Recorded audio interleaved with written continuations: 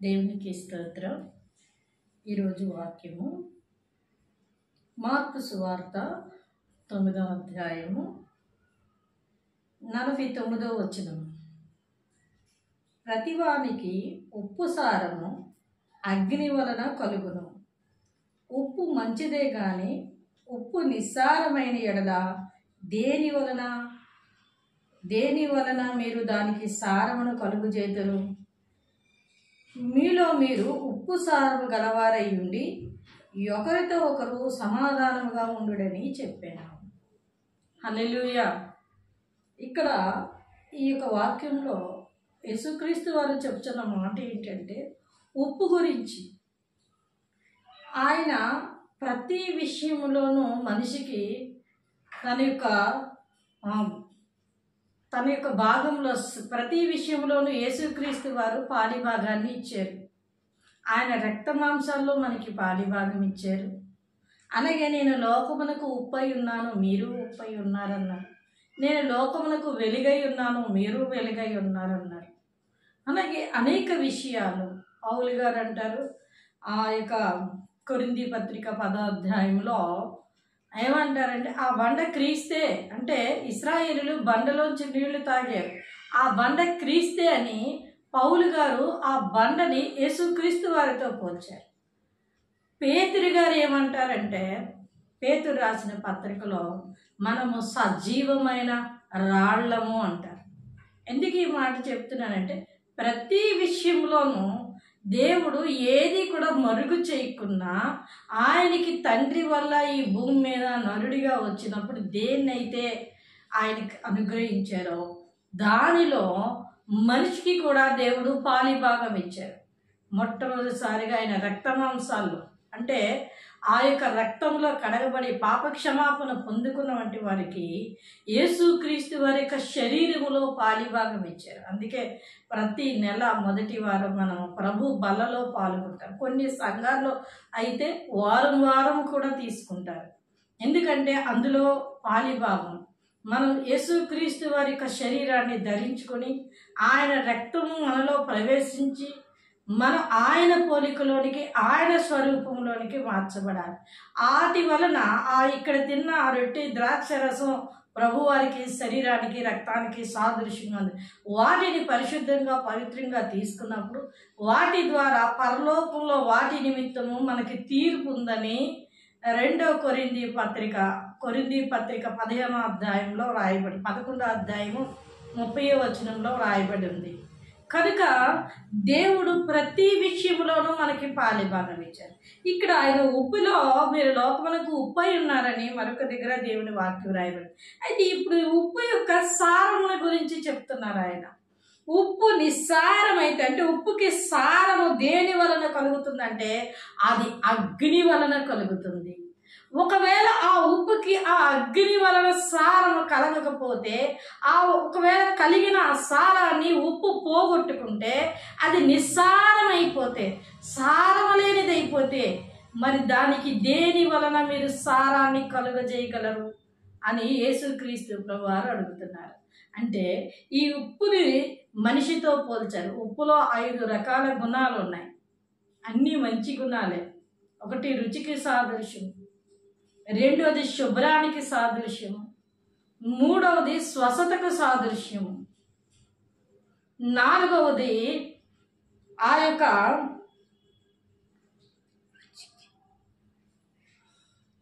ఈ 5 రకాల్లో రుచికి సాదృశ్యం ఒకటి, రెండవది స్వస్థతకి సాదృశ్యం, శుభ్రానికి సాదృశ్యము, మూడవది స్వస్థతకి సాదృశ్యము, నాలుగవది పురుగు పట్టనివ్వదు పాడవనివ్వదు వస్తువుని, ఐదవది విషాన్ని విడిచే గుణము కూడా ఉప్పుకి ఉంది. హల్లెలూయా. ఎంత మంచి గుణాలు! ఈ 5 యేసుక్రీస్తు వారిలో ఉన్నాయి. ఆయనలో ఉన్న ఆ 5 గుణాలు మనిషికి ఆయన అందించారు. అందుకే ఉప్పుతో పోల్చారు. మీ మాటలు ఉప్పు వేసినట్టు రుచికరంగా ఉండాలని మరొక దగ్గర వ్రాయబడింది. ఎందుకంటే రిఫరెన్స్లన్నీ తీసి చూపించగలను, కానీ మనకి దేవుని మాటలు ఇవి, బైబిల్ గ్రంథంలో మాటలే ఇవి. అందువలన వాక్యాన్ని ఆ విధముగా చెప్పుకుంటూ వెళ్తా ఉన్నాం. అంటే సారాన్ని కోల్పోతే, ఉప్పుకి సారం దేని వల్ల వస్తుందంటే ఆ యొక్క సముద్రపు నీరునంతటిని తీసి, ఆ పొంగు అంతటిని తీసి దాన్ని ఒక ట్రైలా కట్టి అందులో ఎండ వేడికి దాన్ని వేస్తారు. అప్పుడు అది గడ్డ కట్టడంగా మారుతుంది. అంటే సముద్రము నుంచి, సముద్రంలో వస్తున్న నీరునే, ఆ నీరుని వేరుగా తీసి దాన్ని వేరుగా పెట్టి దానికి ఎండ అగ్ని కలిగినప్పుడు అది గనిగా మారుతుంది. దేనికి వాడని సముద్రపు నీరు ఆహారంలో వాడడం, ఉప్పు ద్వారాగా ఆహారంలో వాడతాం. ఎంత మంచి వంటకమైన కూర అయినా ఉప్పు లేకపోతే కూరకి రుచి అనేది ఉండదు. ఒట్టి గంజి తాగిన గంజిలో ఉప్పు లేకపోతే అది బాగోదు, చప్పగా ఉంటుంది. అంటే అంత లోకంలోంచి, ఆ యొక్క సముద్రంలోంచి వచ్చిన ఆ నీరు, పనికిరాన నీరు ఎప్పుడైతే దాన్ని వేరుపరిచి, సముద్రంలోంచి ఆ నీరుని తీసి వేరుపరిచి ఎప్పుడైతే దానికి సూర్యరశ్మి తగులుతూ ఉందో దాని యొక్క గుణము మార్చుకొని, దాని యొక్క రూపాన్ని మార్చుకొని అది గడ్డ కట్టడం మొదలుపెట్టి అనేకులకి ఆహార పదార్థంగా మారుతుంది. హల్లెలూయా! ఎంత గొప్ప విషయమో చూడండి. అంటే సముద్రము దేనికి సాదృశ్యంగా ఉందంటే లోకానికి సాదృశ్యంగా ఉంది. లోకంలో ఉన్న నిన్ను నన్ను ఆయన వేరుపరిచి దేవుని యొక్క పరిశుద్ధాత్మ ద్వారా, పరిశుద్ధ అగ్ని ద్వారా మనలోనికి సారాన్ని పంపించారు, మనల్ని ఉప్పుగా మార్చారు. మన మాటలు రుచి కలిగిన మాటల్లాగా ఉండాలి. మన మాటలు వినిన వారికి ఎంతో హృదయంలో నెమ్మది కలగాలి. ఆ రుచికరమైన జీవితాన్ని మనం కలిగి ఉండాలి. సవిసారము లేని చప్పని జీవితం కలిగినటువంటి వారికి మన మాటలు చెప్పినప్పుడు, దేవుని వాక్యం మన నోటితో మాట్లాడినప్పుడు వారి జీవితాలు రుచికరంగా మారుతాయి. హల్లెలూయా! అందుకే పాత నిబంధన గ్రంథంలో యెహోవా ఉత్తముడని రుచి చూచి తెలుసుకోండి, నూతన నిబంధన గ్రంథంలో యేసుక్రీస్తు వారిని రుచి చూచి తెలుసుకోండి అన్నారు. ఆయనను రుచి చూస్తేనే ఆ రుచి ఎంత గొప్పగా ఉంటుందో ఆ రుచి మనకి తెలిసి ఆ రుచిని గురించి ఇతరులకి చెప్పడానికి మనం ఇష్టపడతాం.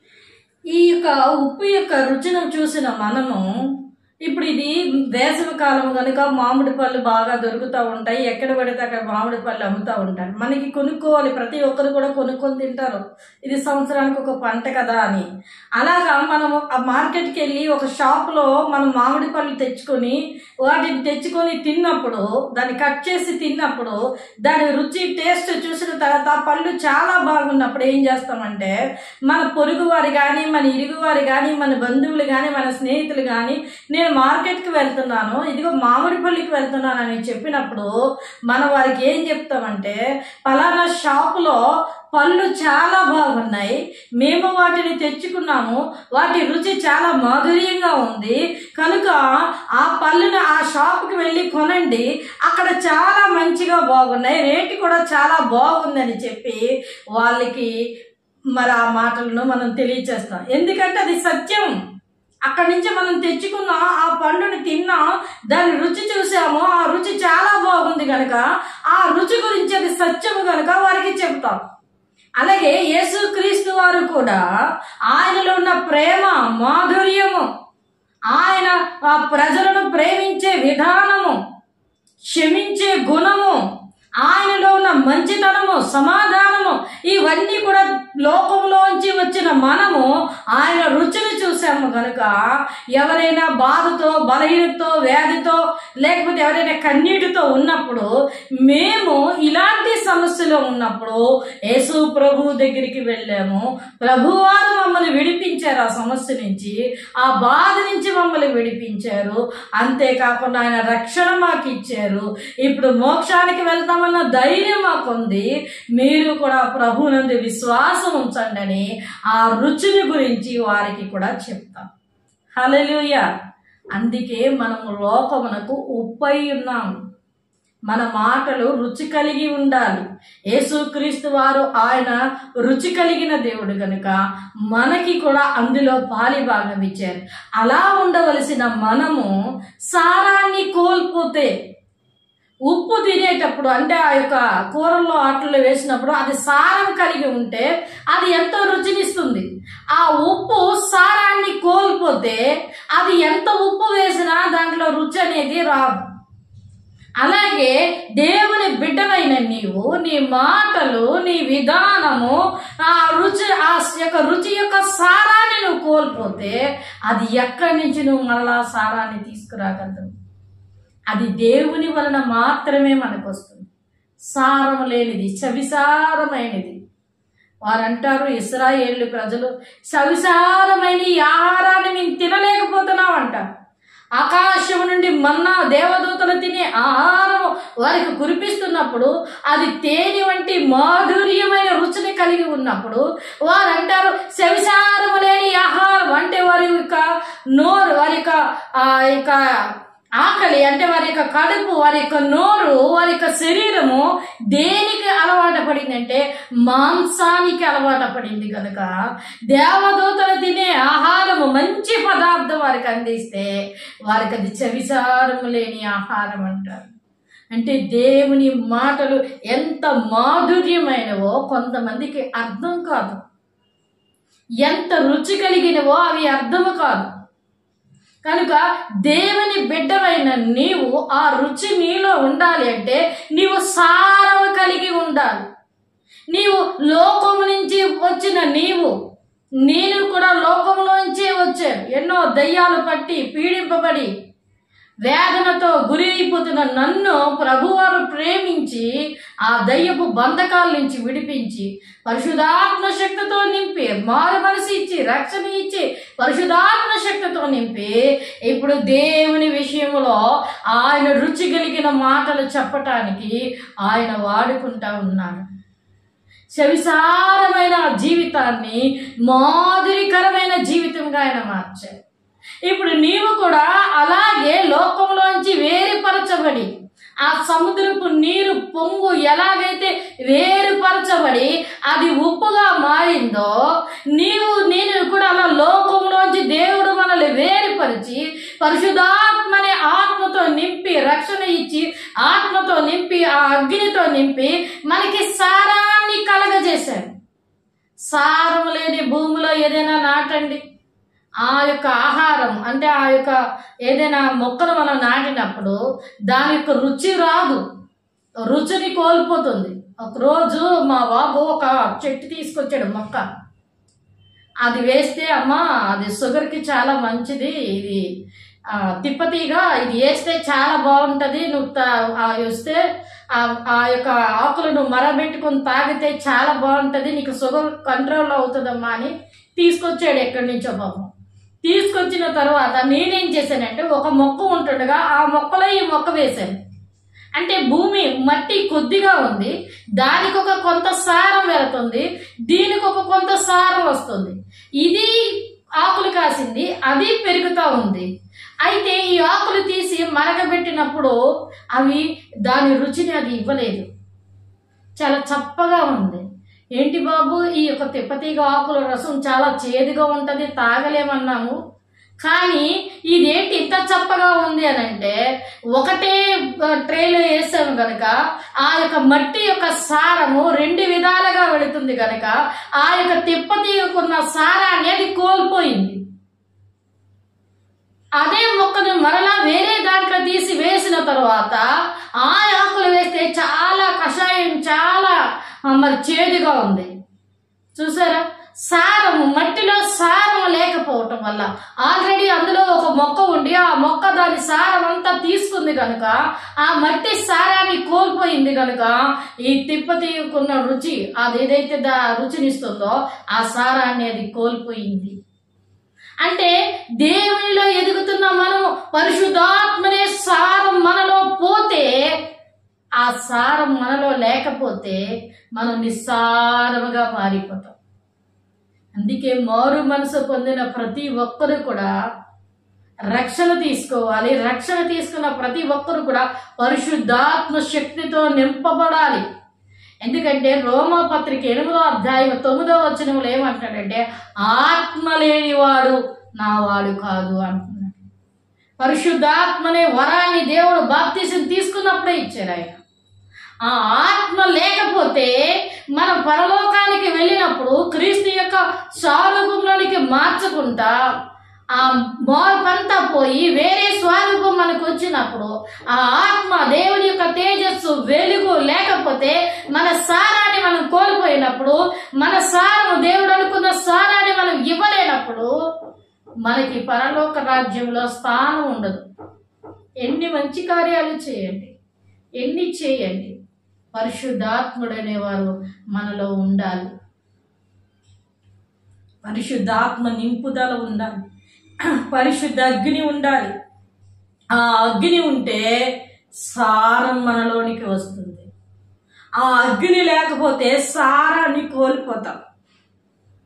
అందువలన సారము కలిగి ఉండాలి. ఇక్కడ యేసుక్రీస్తు వారు అదే చెప్తున్నాడు.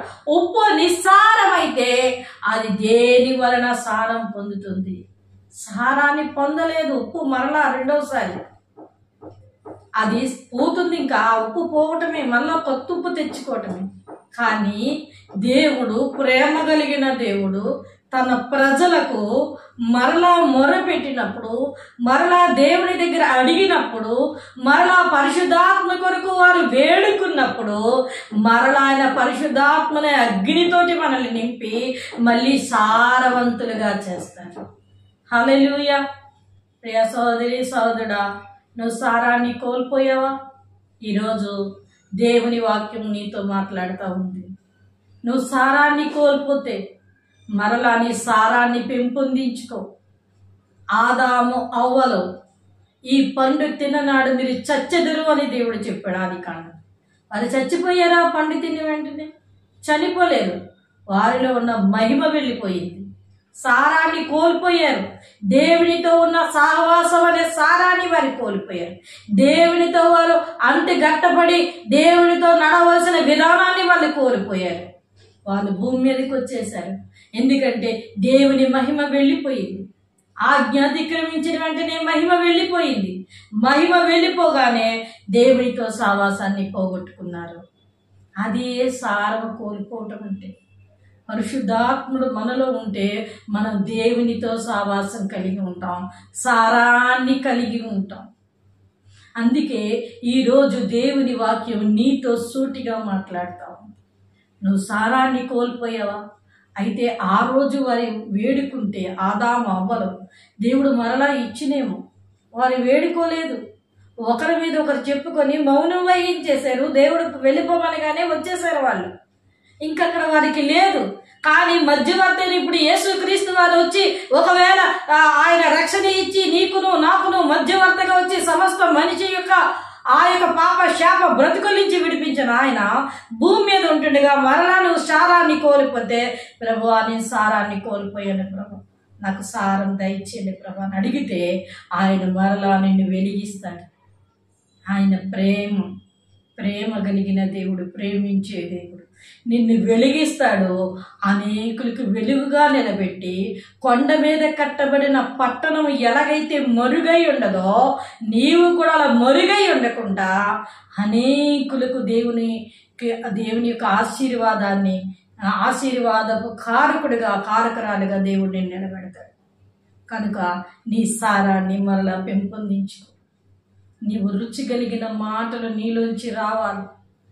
అనేక సవిసారమైన జీవితాలకి నువ్వు రుచినిచ్చిన దేవుని మాటలతో, దేవుని చేతిలో వాడబడిన ఆ యొక్క ఆయుధం వలె, పాత్ర వలె, దేవుని చేతిలో వాడబడిన పాత్ర వలె నీవు మరలా తిరిగి నీ ఆత్మని పునరుద్ధరించుకోవాలి. అలా చేయాలి అంటే ప్రభు పాదాలు పట్టుకొని దేవుని దగ్గర క్షమాపణ అడిగి, ప్రభువా నేను కోల్పోయిన సారాన్ని మరలా నాకు దయచేయండి ప్రభు అని అడిగితే ముద్దు వైపోయిన నీలోంచి ఆయన చిగురుని తీసుకొస్తాడు. హల్లెలూయా, హల్లెలూయా. కనుక నీకు మరలా సారాన్ని ఇస్తాడు. ఎండిపోయిన జీవితంలో మరలా చిగురనే పచ్చదనాన్ని ఇచ్చి నిన్ను సారము కలిగించి అనేకులకి వెలుగును నీడను ఆకాశ పక్షులు వచ్చి గూళ్ళు కట్టుకునేలాగున అనేకులకి ఆశీర్వాదకరంగా దేవుడిని నిలబెడతాడు. కనుక ప్రభునందు నీ విశ్వాసం ఉంచు, మరలా ప్రార్థన చేయి, మోకరించు. ప్రభువా, ఈ వాక్యం ద్వారా నీవు నాతో మాట్లాడేవు తండ్రి. నేను మరలా సారం పొందుకోవాలనుకుంటున్నాను ప్రభా. నాకు నా కోల్పోయిన నా సారాన్ని మరలా నాకు దయచేయండి. ఒకప్పుడు నేను బాగా వెలిగేది ప్రభా, ఎంతో ప్రార్థించేవాడిని, ప్రార్థించేదానిని, ఎంతో మందికి సువార్తను ప్రకటించేవాడిని, అనేకమైన మంచి కార్యాలు జరిగించాను, నీ నామ మహిమార్థముగా నేను జీవించాను ప్రభా. ఇప్పుడు నాలో సారాన్ని కోల్పోతున్నాను ప్రభా. అదంతా పోయింది ప్రభా. ఇప్పుడు నేను చేయలేకపోతున్నాను ప్రభా. మరలా నన్ను వెలిగించిన ఆయన, మరలా నన్ను మండించు ప్రభువా. మరలా నీ పరిశుద్ధాత్మ వరం అనే సారము నాలోకి దయచేయండి ప్రభువా. నేను సారము కలిగి ఉండాలి ప్రభువా. నువ్వు ప్రార్థన చేస్తే దేవుడు నిన్ను వెలిగించడానికి ఆయన సిద్ధంగా ఉన్నాడు. కనుక ప్రభు తట్టు చూడు. దేవుని చేతిలో వాడబడిన ఒక పాత్ర వలె నీవు బలమైన సాధనంగా దేవుడు నిన్ను వాడుకోబోతా ఉన్నాడు. నీ కొరకే ఈ సమయంలో ఆయన ఈ మాటలు తెలియచేస్తూ ఉన్నాడు. కనుక ప్రభునందు విశ్వాసం ఉంచి ప్రార్థించి దేవుడిని అర్థించు. దేవుడిని అన్ని విషయాల్లో దీవించి ఆశీర్వదిస్తారు. అలా చేసి ప్రభు ఇచ్చిన దేవుని ఆశీర్వాదాలు పొందుకోండి. కొద్ది మాటలు దేవుడు దీవించునుగాక. ఆమేన్. కళ్ళు మూసుకుందాం, ప్రార్థన చేసుకుందాం. మహాపరిశుద్ధుడైన మా ప్రియ పరలోక తండ్రి దేవా, ఇంతవరకు మీ పరిశుద్ధ ఆత్మశక్తి చేత మీరు మాట్లాడినందుకు వందనాలు తండ్రి. నిజమే ప్రభువా, ఉప్పు నిస్సారమైతే అది దేని వలన సారం పొందుతుంది? అది దేని వలన కూడా సారం పొందలేదు నాయన. అయ్యా, అది బయట త్రొక్కవేయబడ్డానికి కానీ అది ఇంకా దేనికి కూడా పనికిరాదు ప్రభువా. అయ్యో ప్రభువా, ఉప్పుగా ఉన్న మేము మా సారాన్ని కోల్పోయామేమో తండ్రి నాయన. తిరిగి మమ్మల్ని మీరు మరలా పునరుద్ధరిస్తారని మాట్లాడినందుకు వందనాలు ప్రభువా.